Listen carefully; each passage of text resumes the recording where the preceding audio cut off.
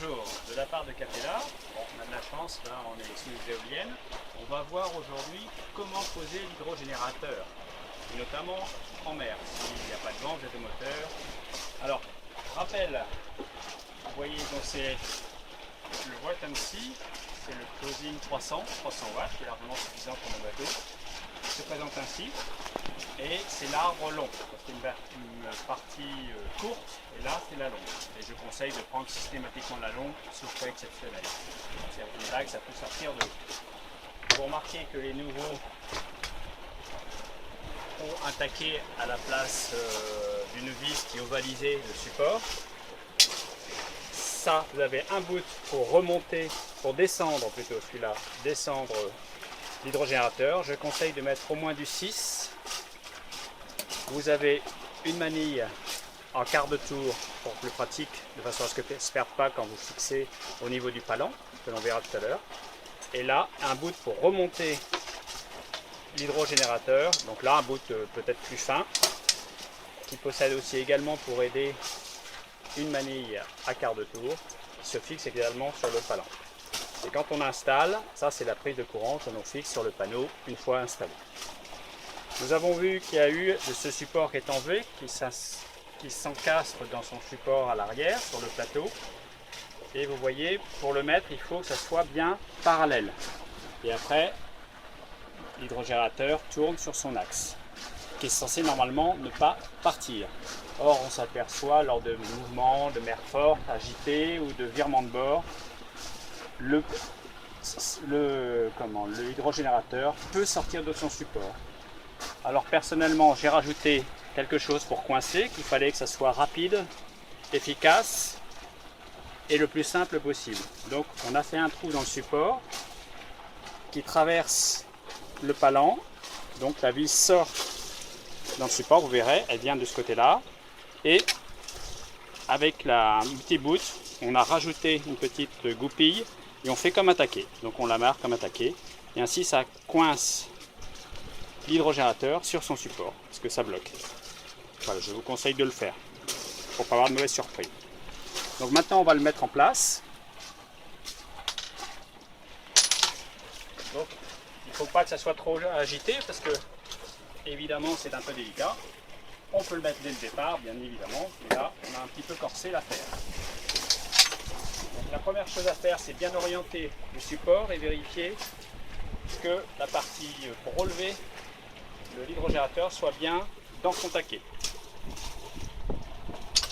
Petite chose, c'est que le taquet possède un appui, et là c'est un petit défaut qu'il faudrait qu'il corrige, c'est que le taquet a tendance à s'ouvrir, parce que le taquet, si vous voyez, le bout va en arrière. Donc vous voyez, quand il va en arrière avec sa force, le taquet n'est pas complètement verrouillé.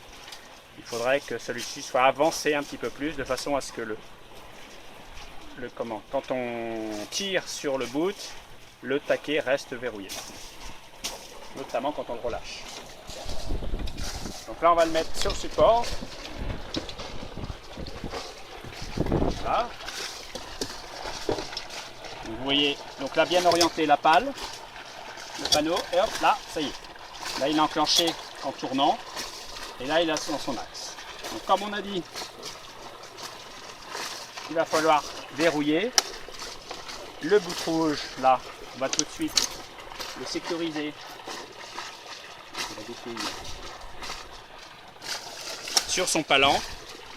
Donc c'est lors de la pose, il faut bien voir où fixer le palan en haut, qui peut être un problème. Donc vous avez un palan de 6 brins quand on est en force, sinon à 4 brins pour suffire uniquement à l'arrêt. Mais en route, il vaut mieux mettre un support, surtout si vous avez besoin de remonter votre hydrogénérateur. Ou alors il faut stopper le bateau. Vous mettez la manille sur le palan.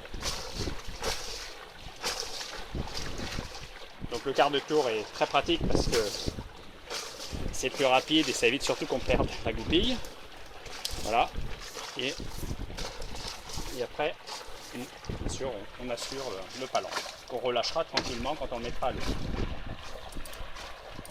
Par raison de sécurité, on fixe les bouts avec un nœud de passeur par exemple Ici, le rouge aussi, ça permet que si vous avez un problème et que le palan saute, ben, au moins il est amarré quelque part. Sinon, il tombe à l'eau et au revoir. Voilà. Ne pas oublier maintenant de le brancher. Donc, les prises sont assez faciles. On enlève le quart de tour. Et la prise se trouve à cet endroit-là. Vous pouvez le mettre même un peu plus haut. Là, elle est un petit peu basse à cause des... Il y a un ergot. Voilà. Et ça tourne. Voilà, c'est mis. Et pour pas que ça s'abîme, on peut refixer. On s'arrange pour le fil. Là, on le met quelque part, que ça ne traîne pas trop. Chacun trouvera son dispositif et le laisser libre. Une fois qu'on a fait ça, on n'oublie pas de fixer la vis pour pas qu'il sorte de son support. Je vais le chercher.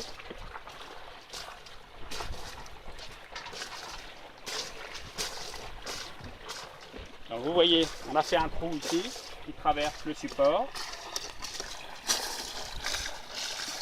Donc là, j'ai trouvé le trou. Là, ça visse, mais on peut le mettre directement libre. On a évité les boulons à l'arrière parce que ça devient trop compliqué.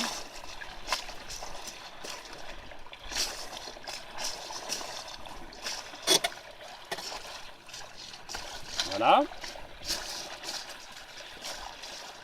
On a fait une petite boucle sur la vis et on le serre comme un taquet.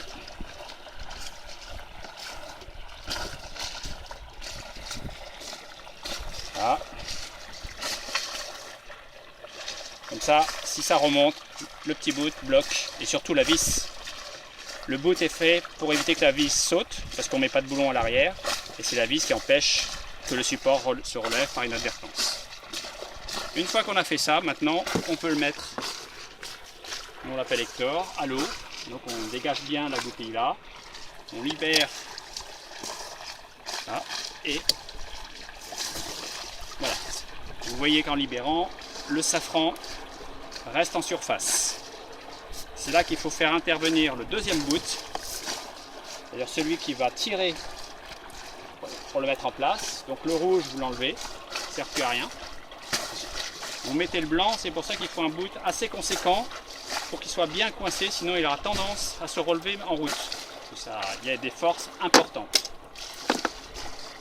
Donc là on peut rajouter, on change de manille, on met le bout de blanc sur votre palan, et c'est là que l'importance du palan est importante, même si on ne va pas très vite. Et si vous avez du mal, il faut arrêter le bateau. Donc là on tire. Alors vous voyez, le problème, c'est qu'il faut toujours caler. Vous voyez là, le bout n'est pas dans le taquet. Donc il faut un peu l'aider, relâcher l'aider. Ça c'est trop en arrière. Il aurait fallu qu'il soit un peu plus en avant. Voilà. Donc on met jusqu'à la butée, ici. Et comme celui-là, vous voyez le bout tire sur le taquet, mais la mâchoire ne sert pas. Et là on est obligé de relâcher pour que ça tienne. Là on perd un petit peu d'angle, donc bien prévoir ça au départ. Et là maintenant il est en place. Donc là c'est le taquet qui travaille, d'où un bout de 8. De 6 pardon. Voilà, le régulateur est en place. Et maintenant il produit du courant.